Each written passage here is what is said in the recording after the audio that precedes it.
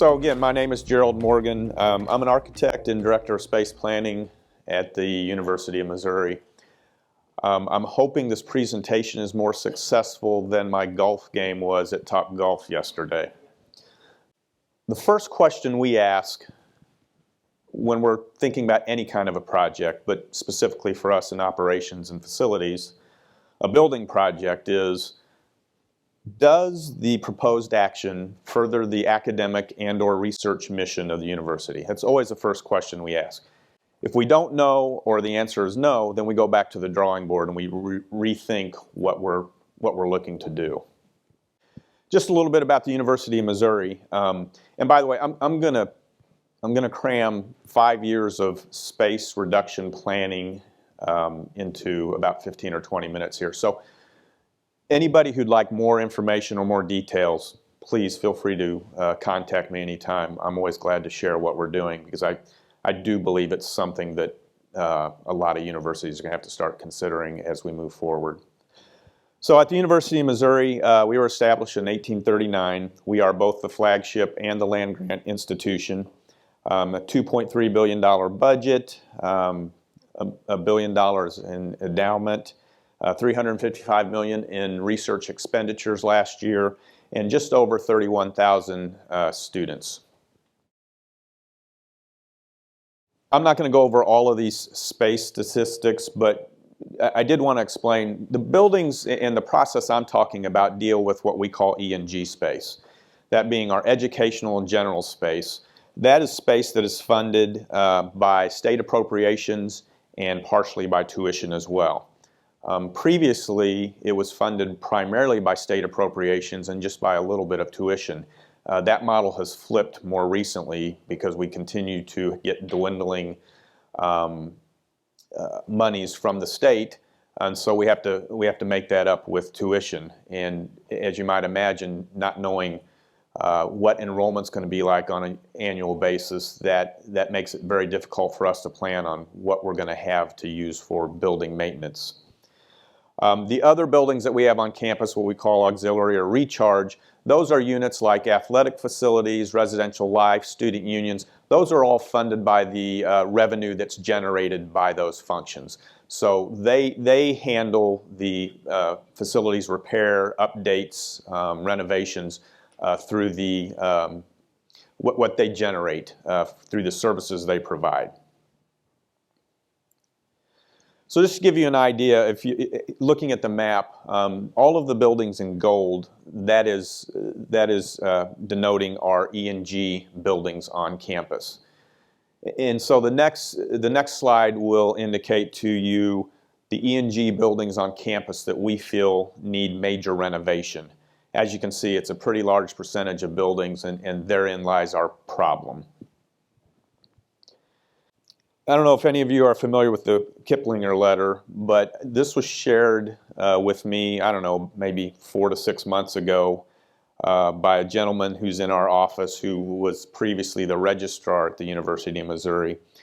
And I read the snippet under higher education, and it was like reading what the issues were at the University of Missouri, and I suspect maybe at other institutions as well. I won't read the whole thing, but it did highlight things about recent enrollment declines, lower revenues, higher costs, and unpredictable budgets. All things that we're dealing with at the University of Missouri right now, and again, I suspect that's happening nationwide, especially with the issues with the pandemic and the future of lower enrollment due to demographics and less graduating seniors. We're hitting a period where we're going to see that downturn as well. So the problem, very simply stated, it's that our funding continues to be reduced due to challenging campus, state, and budget issues. Our total E&G backlog of building needs right now is at $881 million, and I will go into some detail about what those building needs are and how we've determined that. And it's growing at an annual rate of about $30 million, which is just totally unsustainable. And that's what led us to this initiative. Our last year's maintenance budget was $15.3 million, and that represents about 1/2 of 1% of the replacement cost value of our buildings. So we've got $2.94 billion worth of facilities. The maintenance funding that we've been provided to use is less than 1% of that cost. And so where we need to be. So as I mentioned, we're at 0.5%.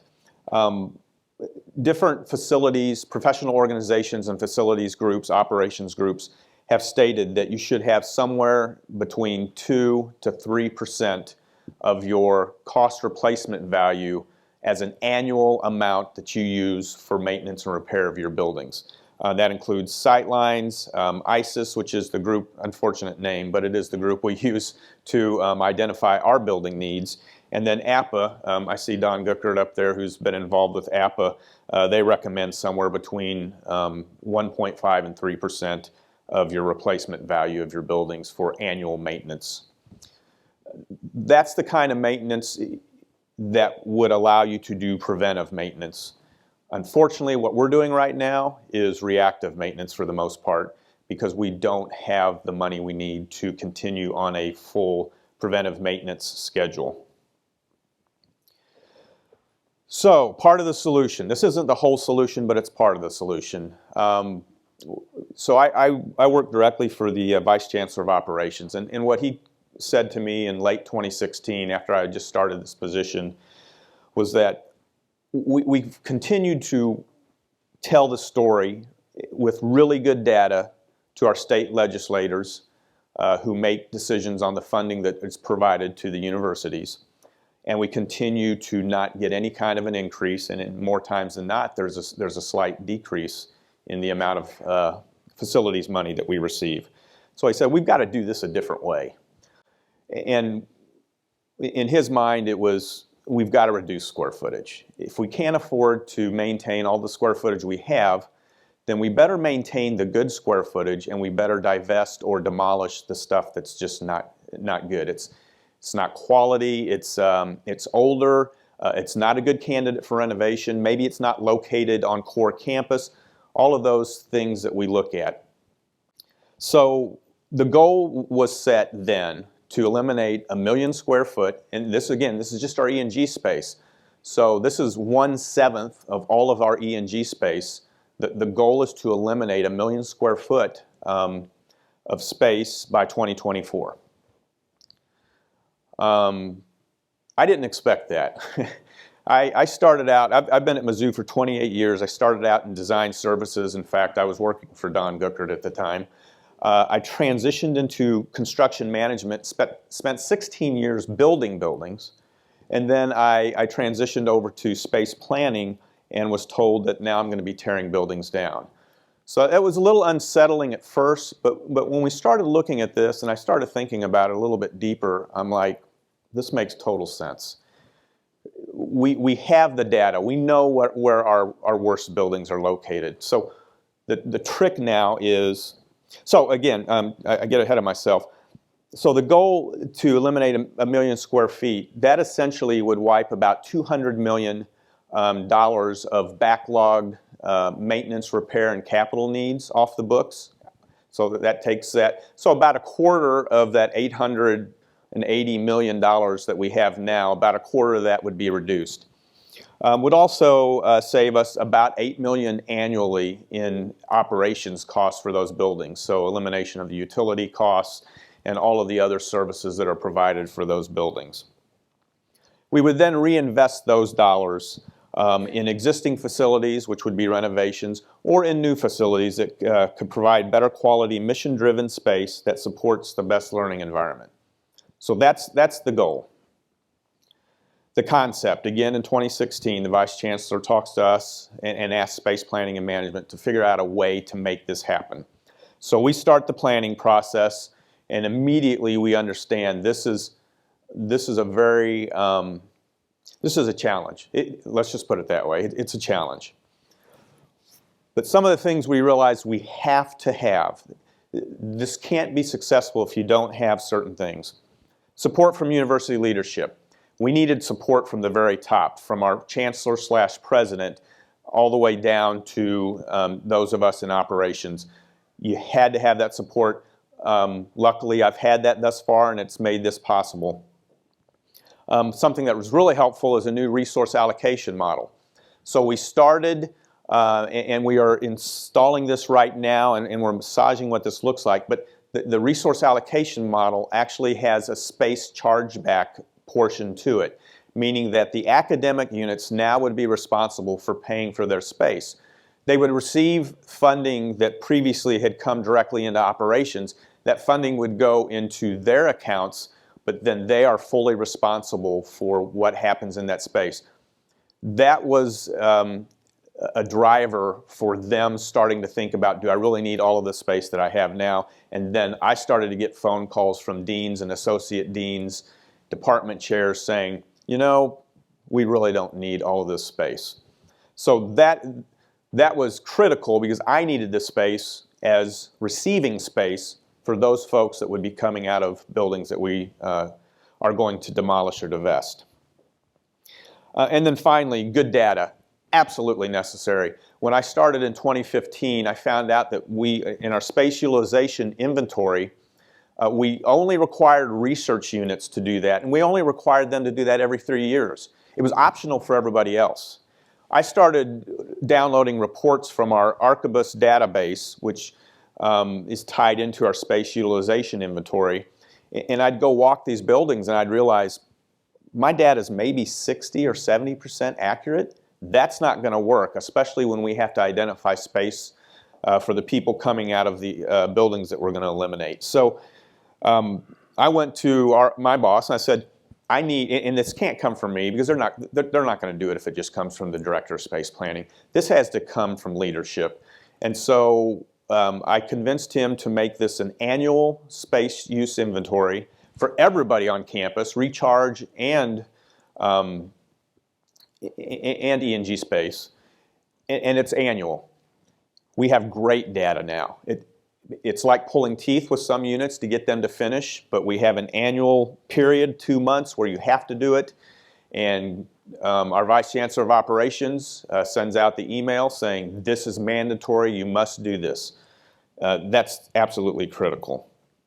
And then detailed facilities information, which I'm going to get into here in just a moment. So you have to know which buildings you should be targeting.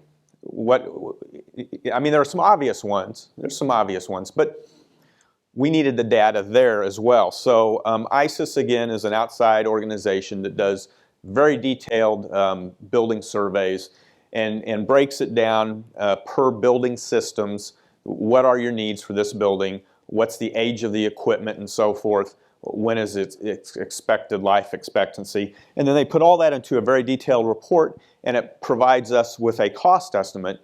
And then that cost estimate is part of how we determine what the FCNI of the building is, the Facility Condition Needs Index. I'm sure many of you are familiar with that.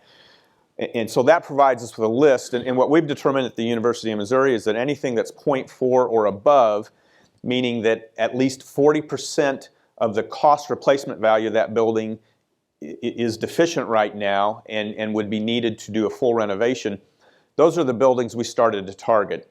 And we've got buildings that are up to 0.8. So it would take 80% of the replacement value of that building to fully renovate. Those are the buildings that you say, that's not worth it, you're better off demolishing. So that's where we are.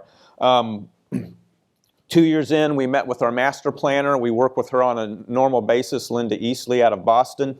And then we partner with our planning, design, and construction folks as well. They help us generate schedules and cost information. 5 years in, with the work that we've already done and with the 10 buildings that we're going to demolish in the summer of 2022, we will be halfway at our goal, around 530,000 gross square foot eliminated, 112 million of backlog maintenance and repair eliminated as well. We had to be prepared.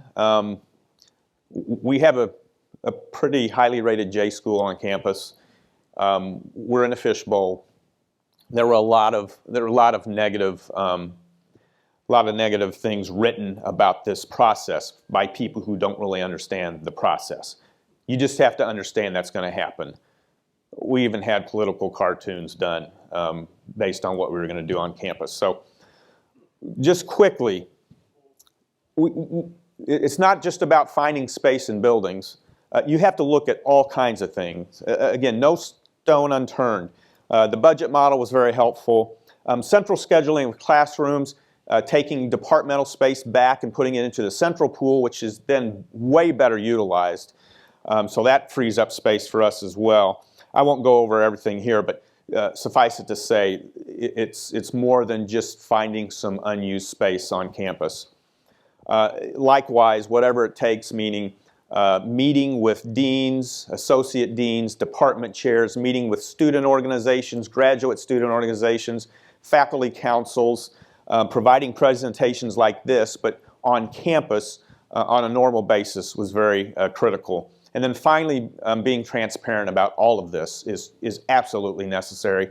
Our master plan website, we started a strategic space reduction portion of that website where people can go, and if you look on the right side there of the screen, that's where we list our quarterly reports. So the master planner and myself, we put together quarterly reports or updates about the space reduction and what's happening, and it's available for anybody who wants to see it.